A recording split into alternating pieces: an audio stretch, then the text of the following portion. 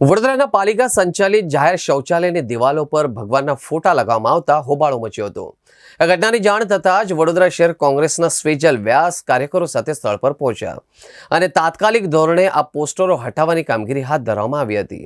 Vadodara corporation દ્વારા આજે શૌચાલયની અંદર જ્યાં લોકો સુલભ શૌચાલય કરે છે એની અંદર એની ઉપર જ ભગવાનના ફોટા, આપણા રાજાના ફોટા, શંકર ભગવાનની મૂર્તિના ફોટા, ઘણા બધા લોકોની આસ્થા સાથે આ ખિલવાડ છે।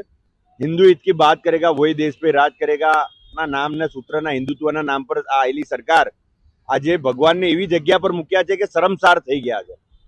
આ વસ્તુ પણ અહીંયા એક મુસ્લિમ ભાઈ આવ્યો ને એને લાગણી દુભાઈને અમને કીધું કે ભાઈ સુજલભાઈ આ આપણા ભગવાન દેવી દેવતાનું અપમાન છે। જ્યારે મુસ્લિમ ભાઈઓને શરમ આવતી હોય ત્યારે આ હિન્દુ જે સત્તા પર બેઠા છે એમને ખબર નહીં કયા અંશે અમે શું કહીએ અત્યારે કે ભગવાનને આવી જગ્યા પર તમને બીજી કોઈ જગ્યા મળી જ ના કે જ્યાં સુલભ શૌચાલય છે, શૌચાલય કરીએ છીએ એની ઉપર જ તમે ભગવાનના પોસ્ટર મૂકી દો, રાજા મહારાજાના પોસ્ટર મૂકી દો, આખા આપણા વડોદરાનું શરમસાર થઈ ગયા। આ આટલા હદ સુધી જો ગયેલા છે। હજુ તો આ એક જ જગ્યા પર સરદાર બાગમાં અમારું ધ્યાન આવ્યું છે।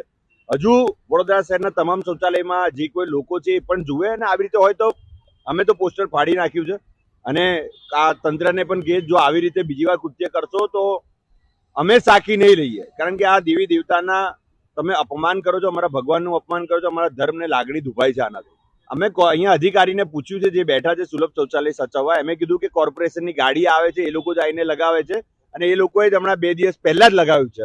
એ લોકોએ ના પાડી, જે શૌચાલય સાચો છે એમ ના પાડી કે આ ભગવાન છે અહીંયા ના લગાવાય, તેમ છતાં તે લોકોએ લગાવ્યા છે। એ વાતનો વિરોધ છે કે ખબર નહીં આ જાણી જોઈને આવું કૃત્ય કરવામાં આવ્યું છે કે ભૂલથી થયું છે। આની તપાસ થવી જોઈએ, કારણ કે આનાથી શહેરના ઘણા બધા હિન્દુ લોકોની લાગણી દુભાઈ। એટલે મેં તો કહેવા માંગુ જેને બી આ કામ કરી છે એની પર આકરા પગલા લેવા જોઈએ અને જ્યાં જ્યાં બીજી જગ્યાએ બી આવા પોસ્ટર લગાવે એને કોર્પોરેશને તાત્કાલિક અને જ્યાં બી ત્યાં જાગૃત નાગરિક હોય ત્યાં ચેક કરીને, અમે તો 2-3 શૌચાલયમાં અને આ વસ્તુ ખબર પડતા અમે ચેક કરાવ્યું પણ ત્યાં નથી, પણ જ્યાં હોય ત્યાં ચેક કરાવી અને નીકાળી લેવું જોઈએ। અને જેને આ ખરાબ કામ કર્યું છે એની પર આકરા પગલા, કેમ કે આપણા હિન્દુ દેવી દેવતાનું ખૂબ જ ખરાબ અપમાન છે। આ એનાથી આપણી લાગણી દુભાઈ છે ને લોકોને બી ખરાબ લાગી રહ્યું છે।